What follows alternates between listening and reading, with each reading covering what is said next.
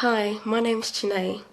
My mum developed mental illness when I was born, and when I was growing up, no one really explained anything about it to me, like what it was, how it's caused, and how it could be treated. Some people use different words for it, like mental illness, mental difficulty, but some can be quite hurtful, like stupid, mad, silly.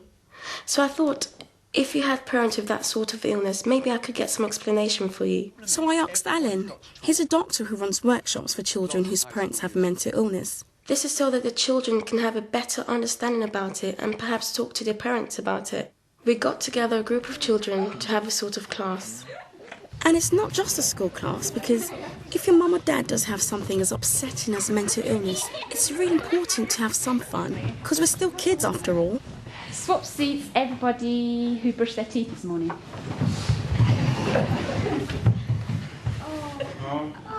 White chair.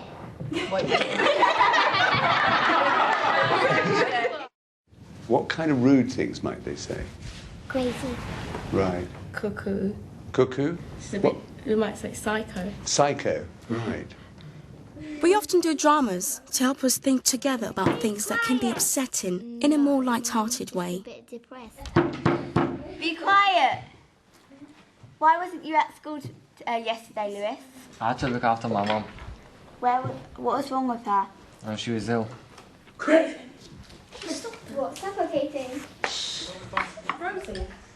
That's not very nice, is it? So, Chineye, when you were growing up, you know, and you were like 10, 11, 12, did anybody ever explain it to you? No, they just tried to cover it up. My family didn't really know anything about it. And like, you had a social worker, did you? Yeah, she tried to cover it. She didn't want to talk about it, touch sensitive issues, because I don't think they actually knew what it was. I see. Themselves. I personally don't think they knew what it was. I think when you can understand something, then you can deal with it so much better, even if it is a bit scary. But then, where do you start to try to understand something that most people just don't want to talk about? Will you draw me a mum or a dad? I don't mind if it's a mum or a dad.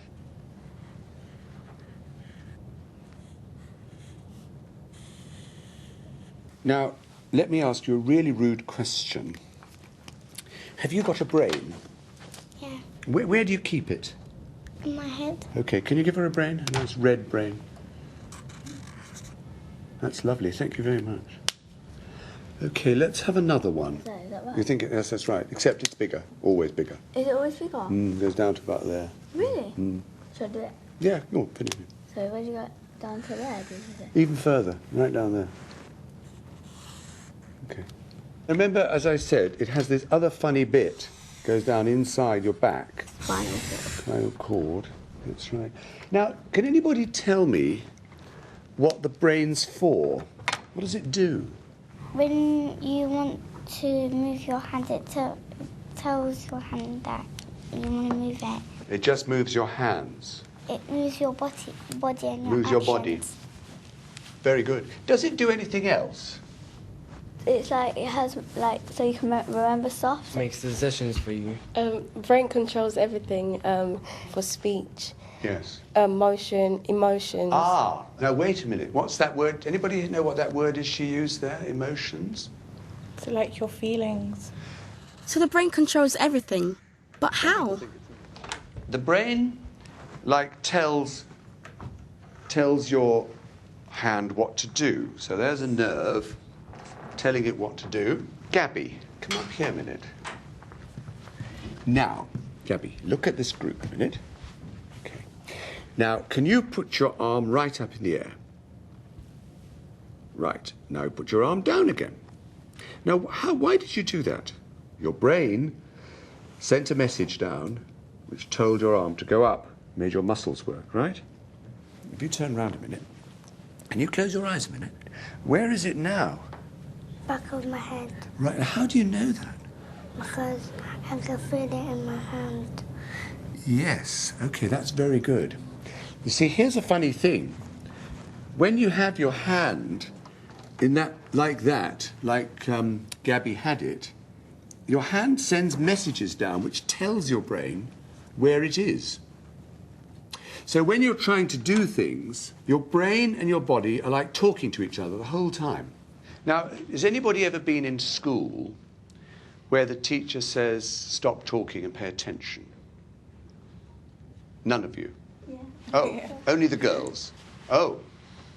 Now, why do they say that?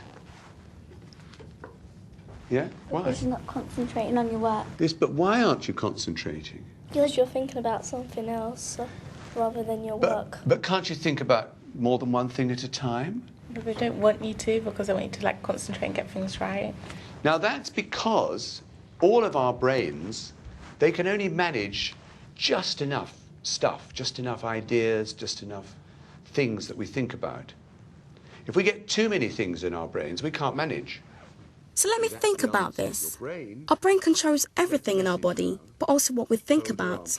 So if you need to concentrate in class, you'll find it difficult if there's lots of distractions. We tried an experiment to see what it's like. To try and stop Lewis from concentrating on what Sarah's going to tell him. How do you? What's one of those? Louder. Go for it. He finds other survivors. What He's basically with his mother colony. colour? Yeah, what's your favourite colour? What's your favourite Yeah, number? at the end of the movie, he finds a cure, but then he has to die because Who's your best friend? What's your name? So, Lewis, can you tell us about the plot of that film? There's a scientist discovering a cure for cancer, but then it goes wrong, so then everyone turns into humans. Then Will Smith tries to kill monsters and find a cure. In the end, he does, but then he dies in the end. Did he get it right? Yeah, but everyone turned into monsters, not humans. Yeah. All right, but pretty good, wasn't it? Considering how much distraction he had. And that's because most of us, even though we've got all these different things happening to us, we can sort of just choose what we want to hear.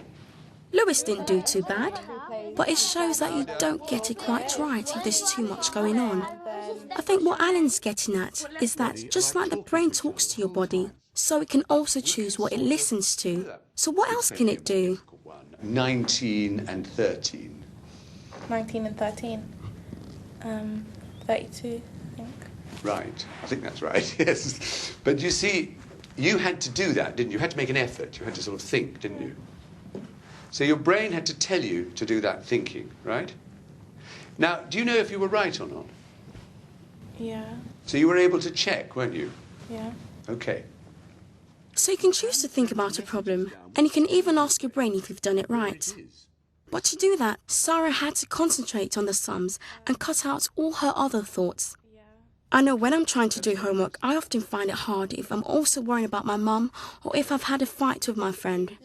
So how do our brains manage to concentrate if they've got too much stuff coming into them?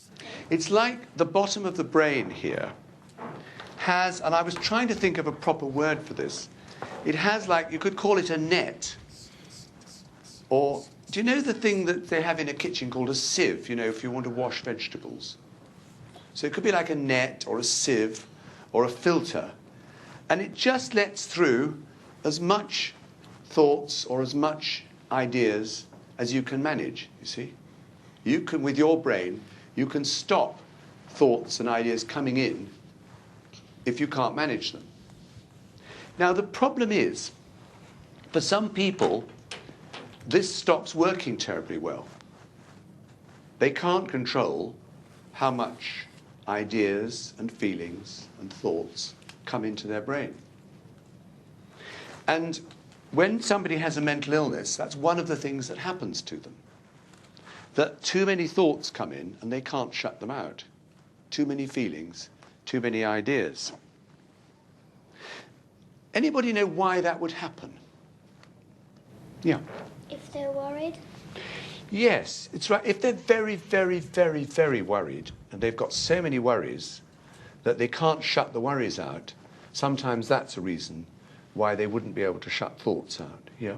Maybe because there's too many things going on around them. Yes, that's like worried and too many things. That's very good, yeah. That's right, yeah. And sometimes something goes wrong with this. We don't really know exactly why. But it stops shutting out too many thoughts and feelings and ideas, and the brain gets like flooded, so that the person can't think and they can't sort out one thought from another, and they can get very muddled and very confused. And that may sometimes make them say very muddled or strange things. And that's one of the things that happens when somebody has a mental illness. And that's why there's the idea that if we make people go somewhere quiet, when somebody goes to hospital, the idea is that they can cut down, that they don't have too many things to worry about, too many things to think about, and that they can feel calmer. And also they would have medicine. We'll put a big M for medicine. And the idea of the medicine is like to calm this down temporarily until they get better. It doesn't exactly cure them, but it allows them to get better. So that's one way in which medicine helps somebody when they have a mental illness. In our group, there's always a chance to talk about things you don't understand and to ask any questions. I wanted to ask, you know how some people get better? Yes. You know, when they're ill and they get better? Yes. That blue thing, how does it just mend? And then sometimes they get ill again and they get better. What makes them better? It's a very good question. You see, one of the problems is that the medicines, they don't actually cure it. When something doesn't work in the body has to actually make it better itself. It has to heal it, do you see? And what the medicine does is it's a bit like a bandage, really. It's a sort of bandage that keeps it calm so it can get better, right? Yeah. Now, the problem is that some people either don't take their medicine, so they don't have the bandage, so they get more confused, or sometimes the healing takes a very long time. That's why it's very important for adults, if they've had an illness like this, to get treatment and to try and keep the treatment going till they get better, not to stop it too soon. To some extent, it could happen to everybody, but mostly people need a lot of stress.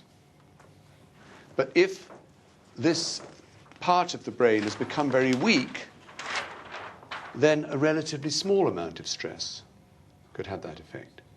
It's how I imagine it. People feel sick and they vomit it out, but then how do they get it back here? Well, you see, what I've drawn here, it looks like it's part of the body, isn't it? But in fact, it's not really a thing that you can see or feel, but more like a program on a computer which can block out stuff that you don't need. But if someone sometimes can't filter or sieve out enough, then they can become flooded by their thoughts and overwhelmed by their feelings. I know the sieve or the filter doesn't really explain everything about how it feels or even what happens when someone has a mental illness. But for me, it's a helpful way to understand what might be happening when my mum gets very muddled or confused. Does medicine work for everybody? It works to some extent for everybody, but some people it works for much better than others. And it also works better if the person is also fairly calm and living somewhere where there are not too many things happening. I was going to say, surely medicine is not the only form of treatment for mental illness, because the root cause for most people is stress. Some people who are mentally ill, they don't actually talk about their problems, they leave everything in. And once they start speaking to someone about their problems and when the social workers come in and try to eliminate some stress, some people, one could get better. It's a combination of medicine and... Yes, it's the combination that's important. What is a crisis team? If a relative falls ill, you can just call them. They're like nurses. So they come to your aid. They come with their medicine and they give your parents or whoever's got mental illness some medication and try and make sure that the mental ill person is taking their medication and make sure that they're safe at home. And they might come in 2 or 3 times a day? They can come any time. If you call them in the morning, 3 o'clock in the morning, they'll be there.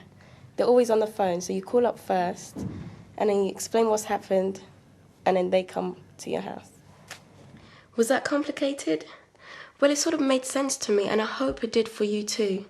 If you see a doctor, or a mental health worker, or even a social worker who's trying to help your mum or dad, please don't be afraid to ask them to explain to you what mental illness is, how it's caused, and how it can be treated, and keep asking until you get a better understanding about it. Good luck!